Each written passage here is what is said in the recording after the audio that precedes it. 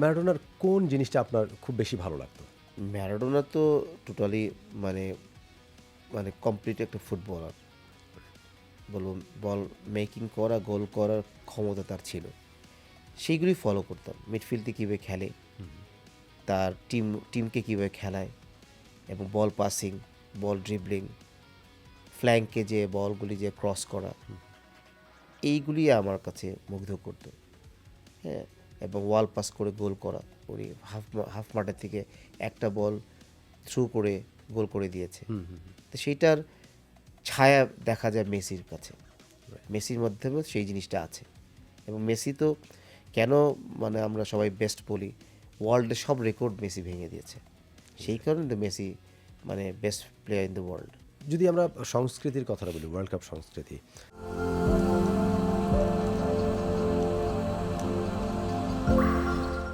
আপনারা যখন world cup দেখেছেন ওই সময়টায় ৮০-৯০ দশকে, তখন তো ওই টেলিভিশনের পর্দায় দেখতে হতো, পাড়া মহল্লায় টেলিভিশন কম অ্যারেঞ্জ ছিল। করে কম ছিল। হ্যাঁ, তো ওই জন্য জড়ো হয়ে সবাই একসাথে খেলা দেখাটা, এবং এখন জায়ান্ট স্ক্রিনে খেলা দেখা, ডিজিটাল মাধ্যমে খেলা দেখা হচ্ছে, জায়ান্ট স্ক্রিনে খেলা দেখা হচ্ছে। এই দুই সংস্কৃতির মধ্যে পার্থক্যটা কেমন বা উদ্দীপনাটা কেমন? উদ্দীপনা বলবো যে একই জিনিস। ওই সময় ছিল একটু কম। টিভির মাধ্যমে দেখা যায় কারোর বাসায় টিভি নাই, যার বাসায় টিভি আছে তার বাসায় মানুষ জড়সড় হয়ে দেখতো। অনেক মানুষের বাসায় টিভি ছিল না, তো অনেক বন্ধুর বাসায় যেয়ে মানুষ টিভি দেখতো। তো ডে বাই ডে এই পরিবর্তন হয়ে আসছে আস্তে আস্তে। মানে বাংলাদেশ একটু উন্নতির দিকে গেছে, সবার ঘরে ঘরে টিভি গেছে। তারপরেও এখন এই ওয়ার্ল্ড কাপটা এই জায়ান্ট টিভির মাধ্যমে যে সবাই একসাথে খেলা দেখে আনন্দ করে, এটা একটা মানে কি বলে সৌন্দর্য আর কি। মানে উদ্দীপনাটা, ক্রেজটা একই রয়েছে, শুধুমাত্র মাধ্যমটা খালি একটু চেঞ্জ মানে হয়েছে। ইয়েগুলো চেঞ্জ হয়েছে, মানে এনভায়রনমেন্টগুলো চেঞ্জ হয়েছে, এনভায়রনমেন্ট, ধরনগুলো চেঞ্জ হয়েছে। ধরনগুলো চেঞ্জ হয়েছে। সাবির ভাই, আপনি দুইটা বিশ্বকাপ বাছাই পর্বে, এটা সম্ভবত 90 আর একটা 94, দুইটা বিশ্বকাপ বাছাই পর্বে বাংলাদেশের হয়ে খেলেছেন। ওয়ার্ল্ড কাপে কোয়ালিফাই করার যে স্বপ্নটা, সেটা কতটা দৃঢ় ছিল? অ্যাকচুয়ালি আমাদের তো বেস্ট সময় গিয়েছে আমি বলবো যে আপনার 86 থেকে ধরেন 93-4 পর্যন্ত যে প্রপোজ। একটা মানে বাংলাদেশে যদি হায়েস্ট লেভেলের ফুটবল হয়ে থাকে তখনই হয়েছে। হ্যাঁ, এবং আমাদের মানসম্মত ফুটবল ছিল।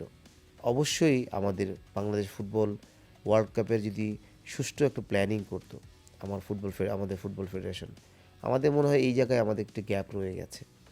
যে আমরা তখন কিন্তু এশিয়ার হয়তোবা 17-18 মানে ইয়েতে ছিলাম, মানে এশিয়ার 18 নম্বর 20 নম্বর দলে ছিলাম হয়তো আমরা।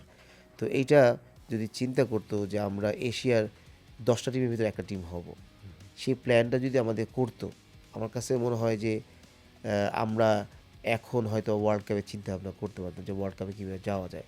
তো এখনও সময় আছে। আমরা যদি মনে করি যে আমাদের যে প্রেক্ষাপট, আমাদের যে অবস্থান, সেই অবস্থান থেকে যদি আমরা চিন্তা করি যে আমরা এশিয়ার 10টা দল হব, সের জন্য আমাদের কী পরিকল্পনা দরকার, আমরা 10 বছরের প্ল্যান নেই। এরপরে 10টা টিমের ভিতরে যদি আমরা হই বা 11-12 নম্বর টিমও যদি হই, ইট ডাজেন্ট ম্যাটার। তখন আমরা চিন্তা করবো আরও 10টা বছর যে আমরা ওয়ার্ল্ড কাপ কীভাবে যেতে পারি। আপনি যখন খেলা স্টার্ট করলেন, মোহামেডানে তো মন জয় করে নিলেন আপনি, আপনাকে নাম ধরে যে বাংলার ম্যারাডোনা। এবং একটা সময় পর গিয়ে তখন মোহামেডান আবাহনী একটা চরম দ্বৈরথ কিন্তু ছিল, বেশ জমতো ওই সময় খেলা। আবাহনী মোহামেডান বলতেই একাকার অবস্থা। আবাহনী সমর্থকরা আপনাকে ভালোবাসা শুরু করেছিল শুধুমাত্র আপনার খেলা দেখে, আপনার পারফর্ম দেখে, আপনার যে ধরন খেলা সেটা দেখে মুগ্ধ হয়ে গিয়েছিল সবাই। এই জিনিসটার হয় না কেন? আপনার মতো সাব্বির আর উঠে আসছে না কেন? সেটা কি এই দূরদর্শিতার অভাবে, সঠিক পরিকল্পনার অভাবে, নাকি আরও কোনো কারণ রয়েছে? সঠিক পরিকল্পনার অভাবেই কিন্তু আমাদের প্লেয়াররা উঠে আসছে না। আর আমরা প্লেয়াররা যারা আছি এখন, যারা খেলছে, প্রফেশনাল যে বলতেছি আমরা, কিন্তু আমরা প্রফেশনাল না আমার কাছে মনে হয়েছে। কারণ প্রফেশনাল হলে আমাকে কিন্তু ওই ধরনের ফুটবল চিন্তাভাবনা চেতনা দরকার। কারণ একটা প্লেয়ারের performance not up to the mark. একটা আমি বলি অনেক ভ্যারিয়েশন করে ম্যাচ টু ম্যাচ। আমাকে চিন্তা করতে হবে যে আমার 10টা 15টা ম্যাচ আছে, আমার এভারেজ ম্যাচ খেলতে হবে। দেখা যায় কোনো সময় খুব ভালো খেলেছে, কোনো সময় ম্যাচের ভিতর নাই। তো এই ব্যাপারগুলি দেখা যায়।